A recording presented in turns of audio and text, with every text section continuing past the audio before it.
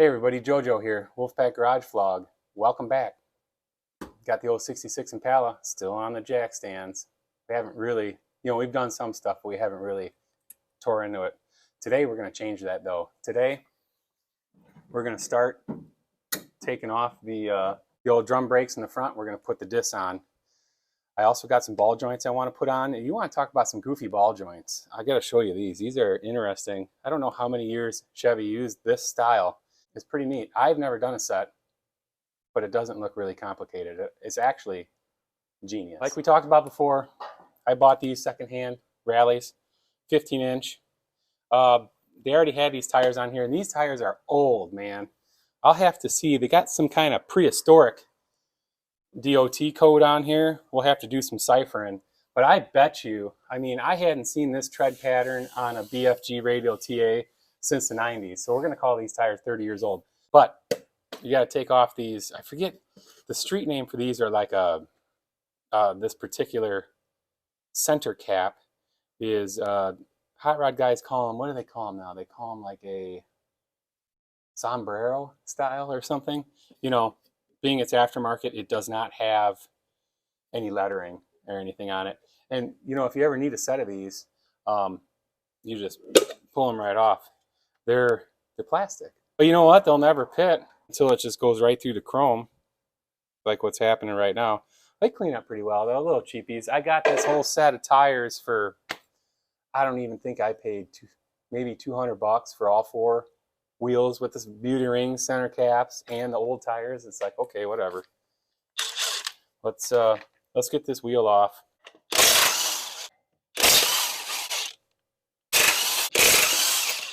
Yeah, last night when I was on, oh, the light, stick you. There we go. Look at that old BFG tread. Yeah, okay, right here. That is an old 3-digit dot, but it says 292. So I would have to assume that those are probably 1992s. That makes sense. Yeah, they got some age on them. Take our dust cap off. Ooh. I was in here one time right after I bought this car and did some fiddle faddling. Oh, I know what I did. I had to put on brake hoses and I had to put on wheel cylinders. These drums come off of the hub itself, but since we're not going to be reusing any of this, we should be okay just to take it all off as an assembly. There we go. Boy, I must have had these adjusted up. Here we go. Oh, look at that.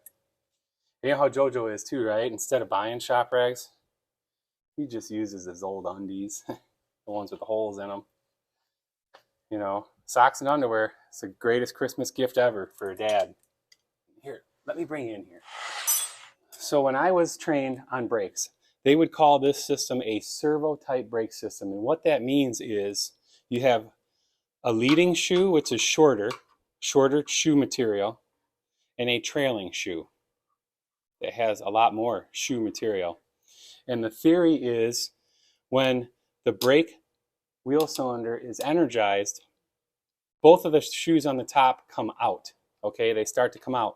But this shoe comes out and grabs and transfers energy through the adjuster and pushes the bottom of this shoe out, which in turn, then you have more contact surface here, right? Because the wheel cylinder is pushing on the top of the shoe, and the act of this shoe material grabbing the drum and pushing against the adjuster will push the bottom of this shoe out as well. That's the way I understood it. Fork trucks, since they do just as much braking in reverse as they do forward, do not have unequal shoe lengths. Fork trucks have shoe lengths that are both longer because they're doing just as much. They also have a servo brake system, but they're doing just as much braking in reverse as they are forward. So this is like a car only type deal. The drum brakes aren't that bad. Here's the main pivot pin. You got your brake spring removal tool. Stick it on there. This has been done a bajillion times on the YouTubes. I don't have to go over this again. This is child's play.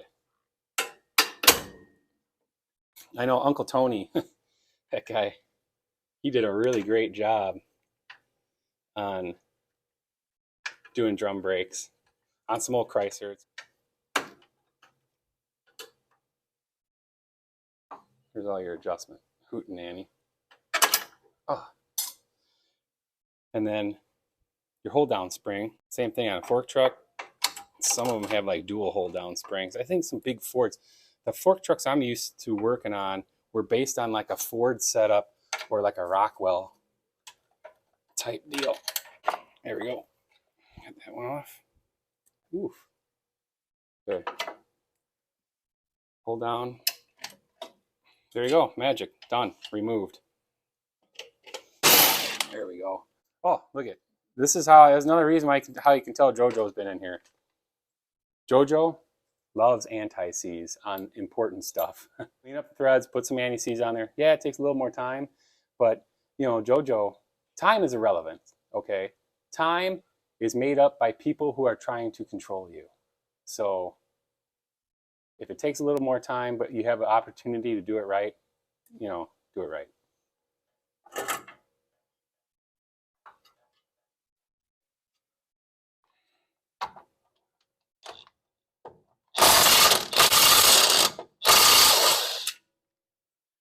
All right. Nuttage. Ooh, fine thread. 1, 2. Oh, grade 8. Yeah. This is the first Impala I've had. Probably the last. I'm used to working on, you know, Chevy trucks, so I know those pretty well. Cars are just like little miniature trucks, right? No, they're not. They're totally different. All right, stripped down. That was super, super duper easy. Let's get a jack on here. Put some tension on this lower A-arm and see if these ball joints are any good. I have my doubts. Oh. Okay, so what I did was I supported the lower A-arm with a hydraulic jack.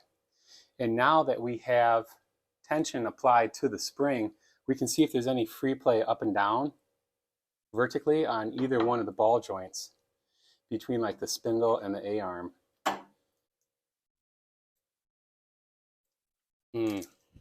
Not liking that. See that? Can you see that play in the lower ball joint? You would never be able to see that if the ball joint, if the suspension was fully unloaded. You'd never see that. It would all pull tight. The lower ball joint's definitely shot. The upper ball joint is original. It is loose. So it warrants replacing, right? This car, it's original. It's riveted. So this is where it gets weird. Hang on tight because this is gonna get weird. This ball joint is weird.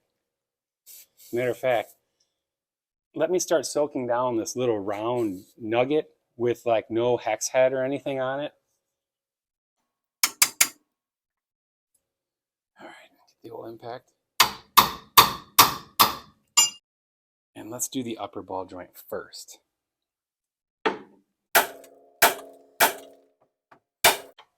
What a stinker. I'm a lefty, so it's gonna be hard on this angle. There we go. Okay, no tension. You always want to check that, right? Before you just go on doing the nut. Is it going to spring out and, you know, take your head clean off? Take your head clean off. We don't want that. That one is junk. Total shiatsu. Let's see if we can't crank on this hog.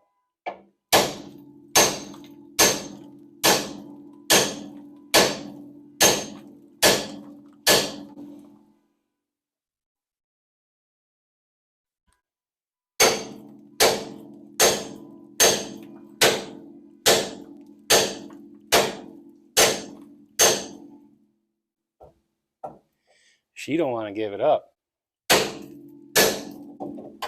There we go. Woo! Oh yeah. Junk ass ball joint.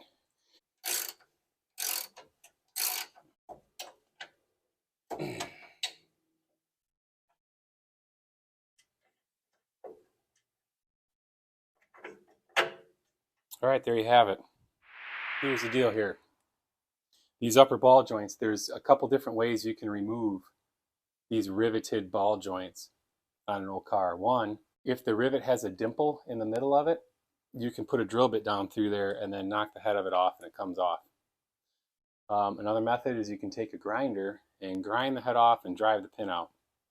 The third option, and the option that I like the most, is you can use an air hammer with a chisel bit, and if you're super duper lucky, you can grab underneath there and pow and blast that sucker off. This is also the loudest and the most crude way of doing it. So obviously that's the way I'm gonna choose to do it. You know me, I'm big on the safeties or whatever. I am going to wear my safety glasses and my earmuffs because this is going to be loud.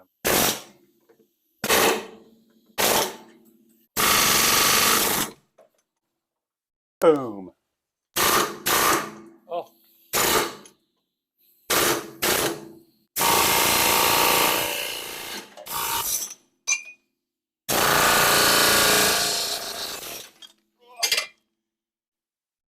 Ooh.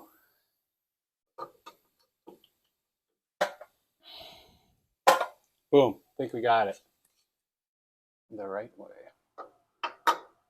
Well, parts must be installed by a qualified ASC certified technician. Well, shoot, where do I find one of those?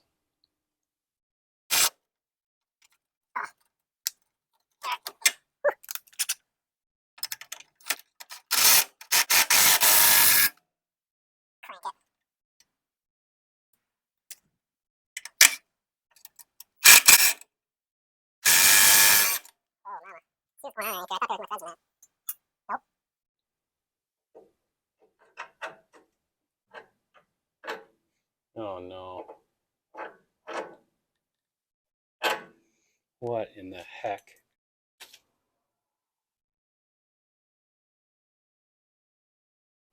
Well, Houston, we have a problem. These Chinese ball joints do not fit. If you look, the spread of the bolts that hold them in, this one is far closer together than its cheap China counterpart. So I'm gonna have to return these and try to see if I can't find some that actually fit. Now that I have this off, I'll be able to bring it to the store with me. Shoot, I was hoping I'd get off cheap on this. All right, you guessed it, we're back. I measured these ball joints. They were kind of close. I went back to O'Reilly's, explained what was going on, and the manager, he knows me, you know, Jojo, right? Everybody knows Jojo, right? Yeah. Anyway, he said, you know what, man, just go home and see if you can't get that paint off there, and then test it, and then just skim off a little bit, you know. And he said, don't take off too much. He said, if it still doesn't fit. So I came home, off camera, I hit him with the flap disc, pulled the paint off like that, test fit it, nope. I skimmed it a couple times with the flap disc, nope. You know, skim both sides, nope, nope. I literally did not hardly move any material at all. So I got her, you know, skinned down a little bit here, you know, and lo and behold, now it fits. So we got to put it on now. Now we own it, because I'm sure he's going to be like, oh, I never told Jojo to do that. So this is more normal-ish. I can live with this, okay? So I think what we're going to do is should we reuse the original hardware? I kind of was thinking yes. See, it goes through there. And we use a new lower control arm bump stop. This metal guy. There. He goes there. And he does have some flats on him. I don't know if you can see that, but we can put a wrench on him. Oh, you know what I am going to do, though? Is I'm going to put a little Loctite on him. Make sure he stays where we put him.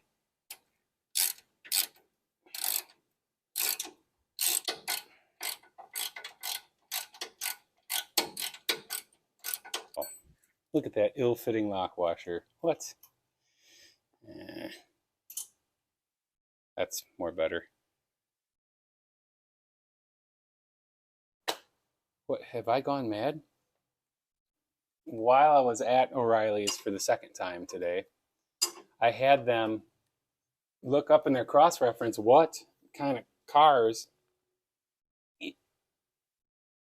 use this style ball joint. And it looks like big cars, big GM cars from like 58 to like 70. What? Like I said, this is the only big car that I have in that range that I have worked on. Just because it's foreign to me doesn't mean it's foreign to all of you. You might have worked on tons of these cars. And the guy at the store, he's kind of funny. He's like, well, you know, the ball joint sits in there like that. I'm like, that is incorrect. The lower ball joint faces downward. He's like, what? I'm like, yeah. I said, it's a weird, it's not normal. And not anything I'm used to anyway.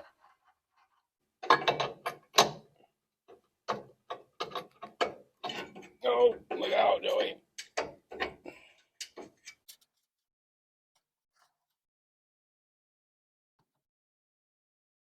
Okay.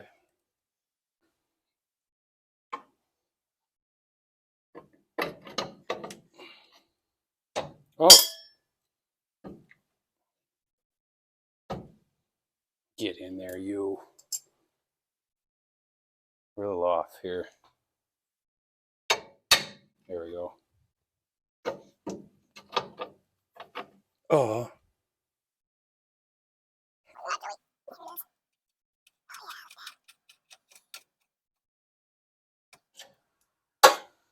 Here's a question for all you viewers at home. If you restored a car, how much time did you spend just scraping grease off of all the chassis components? It is everywhere. I